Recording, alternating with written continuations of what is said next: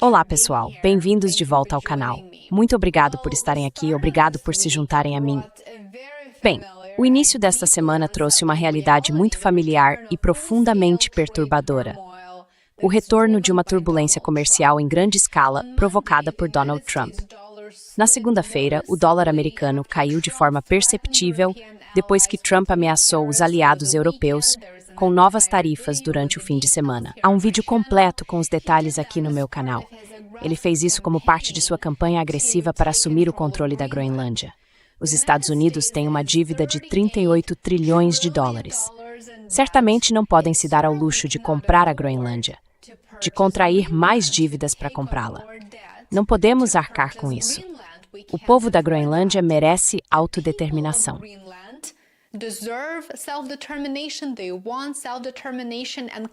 Eles querem autodeterminação e claramente têm direito à autodeterminação. Pois bem, Trump lhes nega esse direito básico. A União Europeia está chocada, então isso tudo é um verdadeiro circo. É um cenário de pesadelo. A reação do dólar americano foi muito rápida e revelou algo muito mais importante do que um único dia de oscilações cambiais. Investidores ao redor do mundo estão mais uma vez questionando se os Estados Unidos ainda são o porto seguro do sistema financeiro global. São ou não são? O euro e a libra esterlina subiram cerca de 0,3% em relação ao dólar, enquanto os mercados de ações caíram em ambos os lados do Atlântico. Ao mesmo tempo, as moedas tradicionalmente consideradas refúgio dispararam.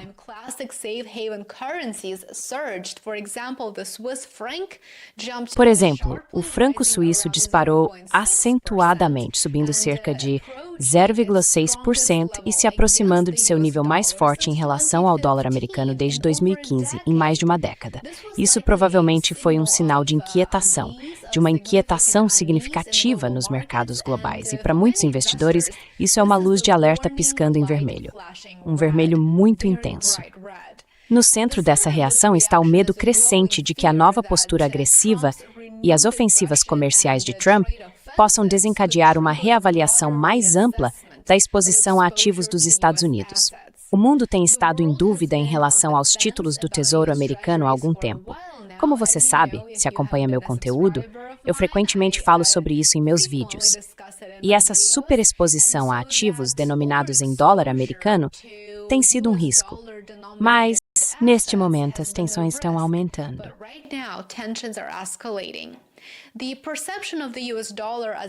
A percepção do dólar americano como um porto seguro está agora sob ainda mais pressão e escrutínio. A fraqueza do dólar reflete a ansiedade de que a escalada das ameaças comerciais possa, de fato, levar os investidores a vender ativos dos Estados Unidos completamente, ou pelo menos, no melhor dos cenários, a proteger sua exposição de forma mais agressiva. Isso, é claro, ecoa um padrão que vimos no ano passado. Você deve se lembrar de que preocupações semelhantes ajudaram a provocar uma queda de aproximadamente 9% no valor do dólar americano. Portanto, isso realmente se tornou uma tendência, como você pode perceber, uma tendência impossível de deter à medida que a multipolaridade se acelera. Como mencionei em um vídeo recente, até o primeiro-ministro do Canadá, Mark Carney, acabou de ir à China. Assim, o Canadá está engajado com a China e despende correr lá.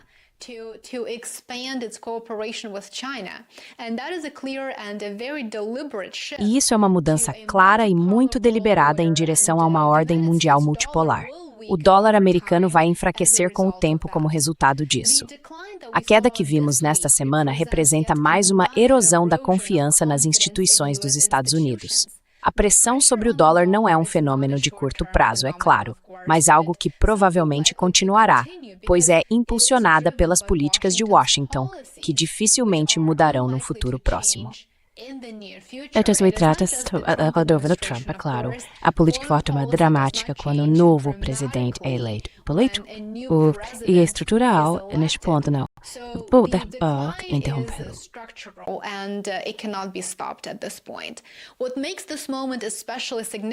O que torna este momento especialmente significativo é que os fundamentos econômicos subjacentes dos Estados Unidos estão enfraquecendo. E, novamente, eu remeto você aos meus vídeos anteriores, nos quais abordei a taxa de desemprego, o enfraquecimento do mercado de trabalho e a desaceleração da economia norte-americana. a economia desacelerou consideravelmente e os juros sobre a dívida nacional dos Estados Unidos vem aumentando. Esse custo de juros está, na verdade, superando outros programas do governo. Portanto, trata-se de uma deterioração sistêmica, e os investidores globais estão acompanhando os números. É por isso que a confiança deles na capacidade dos Estados Unidos de serem fiscalmente responsáveis vem diminuindo. Alguns grandes gestores de ativos já estão ajustando suas estratégias.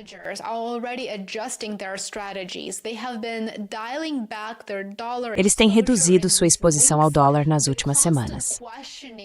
O questionamento constante do Estado de Direito nos Estados Unidos é um dos principais fatores. Isso é algo que está afastando o mundo inteiro do dólar americano. Segundo relatos, alguns investidores agora veem os ativos europeus como um lugar mais seguro do que os americanos, mesmo que as perspectivas de crescimento da Europa sejam mais fracas. Essa é uma mudança notável.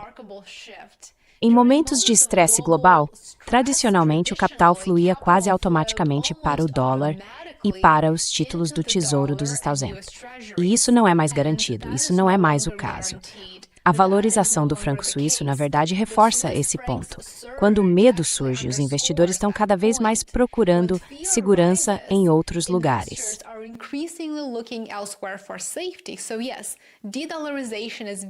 Então, sim, a desdolarização está claramente se acelerando.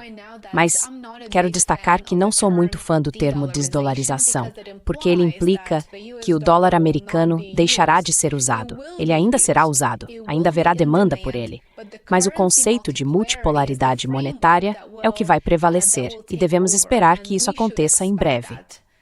Multipolaridade monetária é um termo mais preciso, eu diria. É uma representação melhor do que estamos prestes a ver em um futuro próximo, com as tarifas voltando a ser usadas como uma arma geopolítica bruta. E, aliás, desta vez, isso está ligado a uma disputa extraordinária sobre a Groenlândia. Alguns gestores de fundos acreditam que a chamada Operação de Venda da América voltará.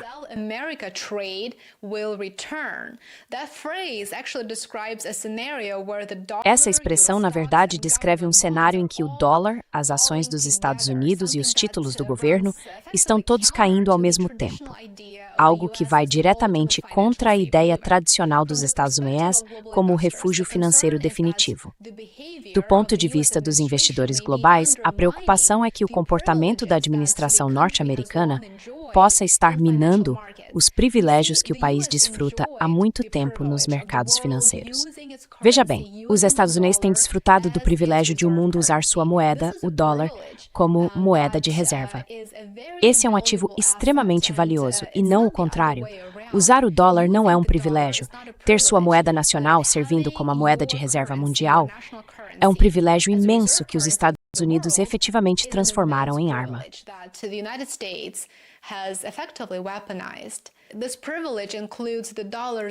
Esse privilégio inclui o papel dominante do dólar, os baixos custos de empréstimo e um apetite quase ilimitado por ativos dos Estados Unidos vindos do exterior. Esse privilégio foi abusado e agora está se dissipando diante de nossos olhos. Independentemente do que o encontro em Davos traga, é justo dizer que o dano à confiança nos Estados Unidos, em sua moeda e em suas instituições, talvez já tenha sido causado. Mesmo que as tarifas sejam adiadas ou a retórica seja suavizada um pouco, o uso repetido de ameaças econômicas contra o resto do mundo, tanto aliados quanto países não alinhados aos Estados Unidos, está remodelando a forma como o capital global enxerga o país.